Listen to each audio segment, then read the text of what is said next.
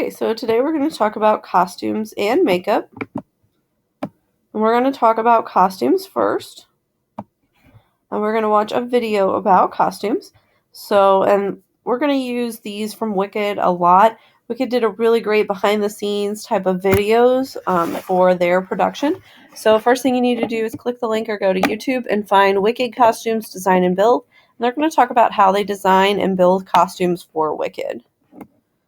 Okay, so the main elements of visual design for costumes are composition, space, color, texture, and movement. So composition, the main character's costume may stand out more, demonstrating character relationships through silhouette or color, and is working with a restricted color palette. So what kind of colors do we want to see in this show? How are we going to show relationship between other characters? Who has power, who does not?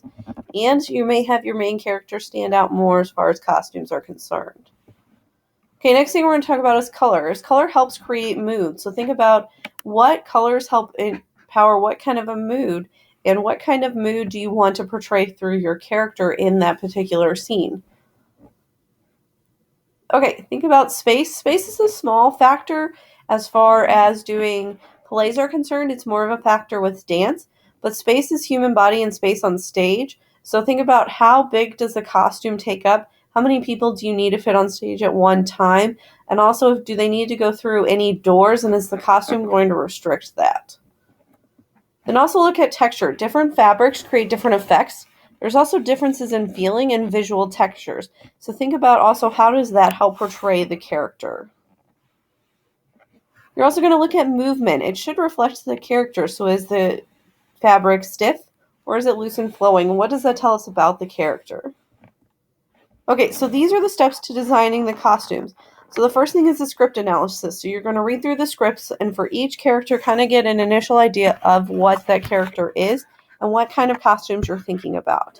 Then you're going to have a production meeting with other designers and the director so you can kind of go over color palettes so you can get an idea of what does the director envision for this show. Then you're going to plan out the costumes. So you're going to get fabric swatches and you're going to figure out what kind of fabric do I want to use for these costumes. Then you're going to draw costume renderings or sketches. Then you're going to actually construct the costumes. And then you're going to put the actors in the costumes during dress rehearsal and make any additional changes to really help portray the character.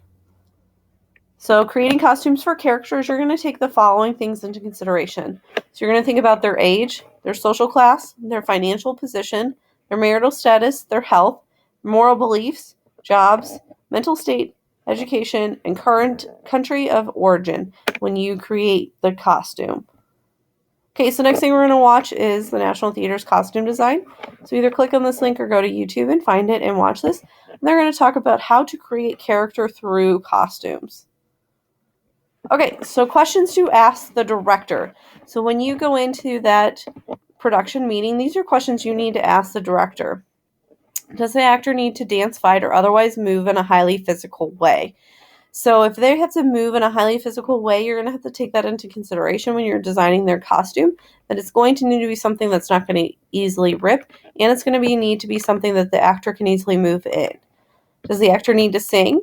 How big are their doors? Is there food or drink involved or fake blood? Will there be quick changes? Does the performer need to dress on stage? And does the actors need pockets? All these things you need to take in consideration when you're designing your costumes. Okay, so these are what costume sketches look like. So you can see they have some fabric swatches and then they drew out what they want that character to look like in that scene. Okay, next thing we're going to talk about is costume plot. A costume plot describes who wears what and when do they wear it. So that way the costume mistresses know what kind of costume changes are they going to need to help make and what costumes do they have. And you'll also see some of them show like costume never changes or when there is a costume change. So we can easily see what characters need to change and what they need to change into and when do they need to change them. Okay, so when you buy costumes, you can either buy existing costumes, you can rent them from other companies, you can pull costumes from existing stock, or you can make costumes. So we're going to watch this video from National Theater. It's an overview of costume buying. So she's going to talk about how she actually goes out and buys existing costumes or existing pieces for shows. So either click the link or go watch it on YouTube. Okay, so let's review. Who has last word in costume design? It is actually the director. So the director has an overall vision for the show and knows what all the designers are doing. So if the director doesn't like something specifically about her costume or has a specific costuming request, the director, not the costume designer, actually has the last word in that. Do costumes have to be historically accurate? They do not have to be historically accurate, but if you're doing a period piece show, then you're definitely going to want to note the costumes and make sure that they are accurate for that time period. It doesn't have to be 100% depending on what type of show you are doing, but it should be somewhat relevant to the time period. It would be really weird if the play was set in the 1980s, but they were wearing large puffy gowns and corsets. So it doesn't have to be 100% historically accurate necessarily, depending on what show you're doing, but it shouldn't be so far-fetched either. Okay, next part we're going to talk about is makeup. So go on YouTube or click the link and watch the Wicked Hair and Makeup video.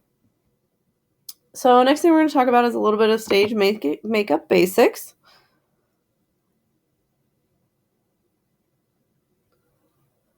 So this is also on Canvas if you want to read it on Canvas. But we're going to talk a little bit about makeup basics. So let's go first over some do's and don'ts. So do learn to apply your own makeup, but avoid sharing makeup and never share mascara because that's how people get sick and that's how you can get infections. Do not use makeup that causes severe skin reactions and be ready to make changes to your application. What looks great in the dressing room may not look great under the stage lights. Stage makeup has several purposes. First, it helps to establish a character, such as adding age or a crooked nose. It helps to define the actor's features so the audience can see them and make out even minor facial expressions. Stage makeup can be corrective, making the skin tone even. For the most part, only a basic knowledge of makeup application is needed. Beyond the basic, books can do little to convey what a good class and plenty of hands-on experience can teach. Most students use stage makeup provided by their school, or they use less expensive street makeup. Theatrical makeup is more expensive, but the coverage is better and is designed specifically for the stage. Regardless, each student should start by providing some of his own supplies. Because your kit must move from home to stage and back again, it is important that it is mobile. Tackle boxes make great cases. They are sturdy, they have a convenient handle, and they have several compartments. In the box below are some items typically found in a student makeup kit. Also, I'd recommend Ben Nye NYE's makeup kit. They have a very basic student makeup kit that has several different foundation shades, some highlight and shadow, and as well as some putty and liquid latex, and a lot of the major basics that you're going to need, and it's only $45, and that will take you through several shows. So that would be what I would recommend if you're starting out. When you're applying stage makeup, always start with a clean face. If you have never worn stage makeup before, do not wait till dress rehearsal to practice. Become familiar with putting on your own stage makeup long before you need to do it with frayed nerves. Not only will you get the needed practice, but you will take inventory of your makeup kit, make last-minute purchases, and see how your skin reacts to the makeup. After your face is clean, apply the makeup using a clean sponge. You will need to know what your foundation is done right when the entire face and neck are covered thoroughly and evenly, and when all excess makeup is blended in. Cover even the lips and around the eyes. Do not cover your eyebrows. Follow the foundation with facial powder. This will set the foundation and give additional coverage. You may also use a brush or powder puff. Next, you want to define your features. Of course, this is very dependent on your skin tone, your gender, and your character. However, a good rule of thumb for most is to highlight your existing features without making them appear fake. You want to use shadow on your eyes and blush on your cheeks, and lighter on your brows, eyes, and lids. Fill in your lips with a color that complements your skin tone. If you have not yet powdered, do so now, then apply mascara. Check your blush to make sure the powder did not conceal it. Okay, so actors wear makeup to do 3 things. 1 is project the character, 2 is to change the age, and 3 would be to change the face shape. So next we're going to talk about highlight and shadow. So highlighting will emphasize areas of your face, and shadow will de-emphasize areas of your face. Okay, then there's different types of makeup. So there's old age, corrective, 3D, and latex. Old age makeup will make you look older. Corrective makeup is your basic everyday makeup that will help make your face stand out on stage. 3D makeup is using putty to change the shape of your face. And then liquid latex will be able to create some really cool visual effects, especially scarring. Okay, last thing we're going to do is watch the Costume Designer Career Guides. So find that on YouTube or click this link.